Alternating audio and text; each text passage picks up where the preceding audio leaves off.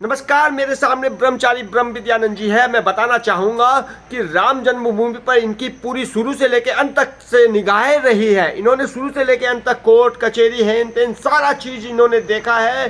Court में जाकर इन्होंने बहस की है, वकील हुआ, जज हुआ, सबसे बात की है। मैं बताना चाहूँगा कि ब्रह्म विद्यानंद जी, ब्रह्मचारी जी जो है, शुरू से लेकर अंत तक जो 22 जनवरी 2024 में इनकी प्राण प्रतिष्ठा है, उस पर पूरा फोकस करिए, शुरू से अंत तक का। ये एक अच्छा प्रश्न है, जबकि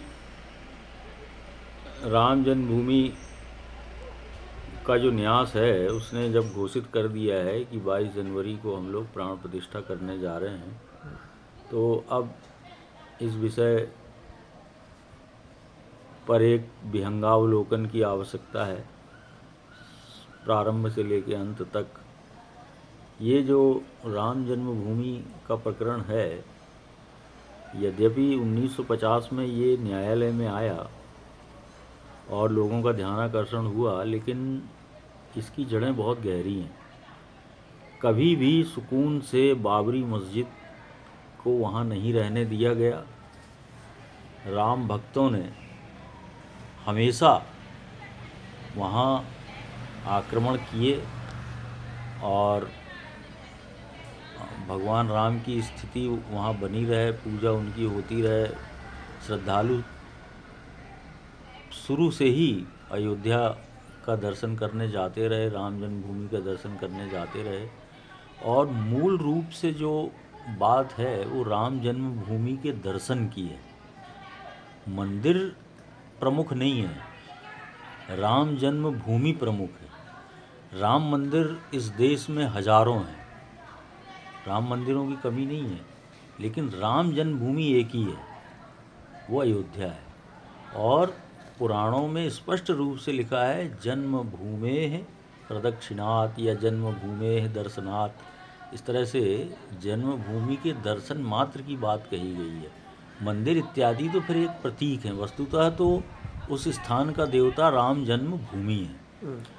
और राम जन्मभूमि कहाँ जन्म हुआ, इसके लिए हमारे स्पष्ट प्रमाण स्कंद पुराण में मिलते हैं, जिसको कि न्यायालय की बहस में राम जन्मभूमि पुनरुद्धार समिति ने रखा और उस चीज़ को न्यायालय ने मान्य भी किया, मान्यता भी दी, प्रमाण थे पौराणिक। तो हजारों लाखों लोगों ने राम जन्मभूमि में बलिदान किया, और वो इसलिए किया कि आदर्श, पवित्रता, शुद्धि, सबका एकमात्र राष्ट्रीय देवता भगवान राम। भगवान राम और भगवान कृष्ण भारत के राष्ट्रीय देवता हैं, और ये परब्रह्म वाचक देवता हैं। ये ब्रह्म की साकार अभिव्यक्ति हैं। तो इनको पूर्णता के रूप में इस देश ने हमेशा से स्थान दिया है। और बाबरी मस्जिद मानने वालों का ये कहना है कि हमारा इतिहास पुराना तो नहीं है, हम लोग 14वीं शताब्दी से तो हम लोगों का जन्म ही हुआ है। लेकिन उन लोगों मुसलमानों की थीम ये है कि जिस दिन वहाँ जो चीज़ हो जाती है, उसी दिन से उसकी वो लोग प्रारंभ या बिगिनिंग मान लेते हैं और उसमें दृढ़ हो जाते हैं। तो वो कहते हैं कि जिस दिन वहाँ बाबरी मस्जिद, मंदिर की जगह में बाबरी मस्जिद तामील की गई, वो स्थान उसी दिन से मुसलमानों का हो गया। यही बात इन लोगों की यहूदियों के साथ भी है। तो ये सब सिद्धांत जो है आपके, हम हिंदुओं को मान्य नहीं है। ये आपकी शरिया के हिसाब से उसकी जो भी परिभाषा हो, लेकिन हम लोग तो इस सृष्टि के आरंभ से अभी तक का इतिहास हम लोगों के जो है ग्रंथों में वर्णित है। तो हम लोगों की एक बहुत व्यापक दृष्टि है धर्म को लेकर। हम लोग और धर्मों जैसे संकीर्ण दृष्टि वाले नहीं हैं, जो कि बहुत ही कम समय से जिनका जन्म हुआ है। तो ऐसे ही जो समय का विभाग है, उसमें जो त्रेता युग है, उस त्रेता युग में भगवान राम का जन्म हुआ, और वो जिस स्थान पर जन्म हुआ उसका पुराणों में पूरी तरह से उल्लेख है। माने इंच और सेंटीमीटर तक में उल्लेख है। अच्छा। कि अमुक जगह से ये दूरी इतनी दूरी पर, अमुक जगह से इतनी दूरी पर, इस तरह से उस लोकेशन को, राम जन्मभूमि की लोकेशन को क्लियर किया गया है। क्यों किया गया है? क्योंकि वो जन्म स्थान का ही महत्व है। वहाँ उस लोकेशन से मंदिर का लोकेशन नहीं बताया है, जन्मभूमि का लोकेशन, कि यहाँ उनका प्राकट्य हुआ, परब्रह्म यहाँ प्रकट हुआ, वो ब्रह्म। तो इसलिए वो राम जन्मभूमि हम लोगों के लिए सदा से पूजन के योग्य रही है। पूज्य महाराज श्री ने परिक्रमा की थी। अनंत श्री विभूषित जगत गुरु शंकराचार्य ज्योतिष पीठ और द्वारका शारदा पीठ के जगत गुरु जी महाराज ने भगवान राम को हमेशा अपना इष्ट माना। अपने प्रवचन के पहले श्री राम जय जय राम की वे धुन लगाया करते थे, जो कि महामंत्र है। और पता नहीं कितनी बार, करोड़ों बार उन्होंने राम नाम की धुन लोगों से उच्चरित कराई है। तो हमारे ऐसे गुरुदेव ने राम जन्मभूमि के लिए लड़ाई लड़ी और हमेशा शास्त्रीयता का ध्यान रखा और शास्त्रीय पक्षों को आगे रख के उन्होंने न्यायालय में जो है बहुत अच्छा प्रकाश डाला। और न्याय में उन जो वर्डिक्ट आया उसमें इस बात का महाराज जी के जो महाराज जी ने जो प्रकाश डाला था उसका बार बार उल्लेख किया गया। तो इस तरह से ये प्रकरण पूरा हुआ। अब ये मंदिर निर्माण समाप्ति की ओर है। मंदिर निर्माण नहीं, मंदिर निर्माण तो चल ही रहा है, उसके बीच में ये प्राण प्रतिष्ठा की बात आ गई है। तो पूज्य महाराज श्री ने शुरू से ही ये जो मंदिर निर्माण प्रक्रिया है इस पर अपना वक्तव्य दिया। अब तो पूज्य महाराज श्री ब्रह्मलीन है, लेकिन उन्होंने जो राम जन्मभूमि के ऊपर जो विश्लेषण किया है और जो वक्तव्य दिया है वही हम गुरु भाइयों का, गुरु शिष्यों के लिए एक उपदेश है, पूरे भारत के लिए उपदेश है। पूज्य महाराज श्री हमेशा से वहाँ चाहते थे कि धर्मानुकूल, शास्त्रों के अनुकूल वहाँ मंदिर का निर्माण हो और जैसी कि हमारी भारतीय प्राचीन उपासना पद्धति है उस परंपरा का पालन हो। लेकिन हमेशा ही इन परंपराओं के साथ खिलवाड़ किया जाता रहा, बनने से लेकर अप्रतिष्ठा तक। अब ये बात हो रही है कि हम अपूर्ण मंदिर में ही प्रतिष्ठा कर देंगे, पूरा मंदिर बन के तैयार नहीं हुआ है। और आप 22 जनवरी को प्रतिष्ठा की जो है घोषणा कर रहे हैं। अरे पिछले सैकड़ों सालों से जब हमने प्रतीक्षा की है तो फिर 1-2 साल के लिए क्यों हड़बड़ी की जा रही है भाई? आप मंदिर जो है देवता का शरीर होता है, आप एक अपूर्ण शरीर में प्राण का आवाहन कर रहे हैं। आप तो जो है पूरा गर्भ हुए बिना जिस तरह से बेबी जन्म ले लेता है प्री मैच्योर्ड बेबी, तो उस तरह से भगवान राम को करना चाह रहे हैं कि अभी उनका मंदिर रूपी शरीर बना ही नहीं है और उसमें आप उस बालक का जन्म करा दे रहे हैं, प्राण प्रतिष्ठा कर दे रहे हैं। तो क्या इससे राष्ट्र का हित होगा? आपकी जैसी भावना होती है, उपासना में भावना बहुत प्रमुख होती है, इसके बाद शास्त्रीय उपचार प्रमुख होते हैं। तो हम लोग मंदिर को भगवान का शरीर मानते हैं, देह मानते हैं और उस दिव्य देह में फिर भगवान को स्थापित करके प्राण प्रतिष्ठा की जाती है, तब वहाँ पूजक भाव बनता है। अब आप जो है अपूर्ण मंदिर में प्राण प्रतिष्ठा करके, तो आप तो जो है मतलब कि फिर वो बेबी को तो वेंटिलेटर में जाना पड़ेगा पूर्ण होने के लिए, क्योंकि शरीर तो पूरा बना नहीं है, वो 2 साल बाद पूरा। इसलिए आप उस परिसर को पूर्णता प्रदान कीजिए। किसी चुनावी तिथियों के कारण उसका लाभ लेने के लिए इस तरह का प्रयोग मत कीजिए, ये आत्मघाती है। ये आप अपने पैरों पे कुल्हाड़ी मार रहे हैं।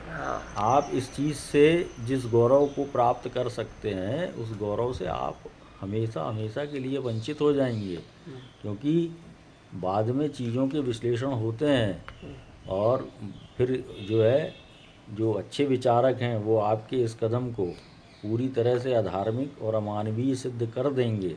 इसलिए हड़बड़ी में ये कोई कार्य न करें। जो भारत की परंपरा है, उपासना है, उसका गौरव है, उसकी रक्षा करते हुए और देश के सामने एक आदर्श प्रस्तुत करना चाहिए राम जन्मभूमि न्यास को। यद्यपि आप लोग पहले ही बहुत बड़ी बड़ी गलतियां कर चुके हैं, यहाँ इतने बड़े बड़े धर्माचार्य हैं, शंकराचार्य हैं, वैष्णवाचार्य हैं, उन लोगों ने जिस तरह का लड़ाई राम जन्मभूमि के लिए लड़ी, उनको तो उनको बाइकआउट आपने कर एक दिया तरफ से आपने किनारे कर दिया, और उसके बाद खारिज। अब वो देवता है उसको भी किनारे कर रहे हैं, उसको भी आप जो है अपूर्ण पैदा कर रहे हैं। तो भाई आप ये सब हिंसक प्रवृत्तियां हैं, ये संज्ञेय अपराध हैं, ये सब जो है उचित नहीं है। नहीं, आपने बहुत ही अच्छी कही, लेकिन ये 2024 का जो फंडा जो 22 जनवरी वाला रखा है, ये पूरी चुनावी रणनीति के हिसाब से रखा है। अभी तक तो मंदिर भी पूरा नहीं हुआ है, मंदिर का पूरा कार्य नहीं हुआ है, उसके बावजूद इन्होंने ये कार्य किया। गुरुजी की जो संस्था है उसका क्या नाम था, जो गुरुजी लड़े थे इतने सालों से कोर्ट केस, जिसमें करोड़ों रुपया खर्चा हुआ और कई वकील जो लड़ रहे थे, उस संस्था का क्या नाम है? राम जन्मभूमि पुनरुद्धार समिति, हाँ, उस संस्था का नाम था। और शंकराचार्य जी इस केस को लड़े। शंकराचार्य जी इसके संस्थापक थे, और इसमें सुश्री रंजना अग्निहोत्री, पीएन मिश्रा जो सुप्रीम कोर्ट के वरिष्ठ अधिवक्ता हैं, और ज्योतिष पीठ के वर्तमान जगत गुरु शंकराचार्य स्वामी अभिमुक्तेश्वरानंद सरस्वती जी महाराज, और मैं ब्रह्मचारी ब्रह्म विद्यानंद, पूरा फोकस और किए आप।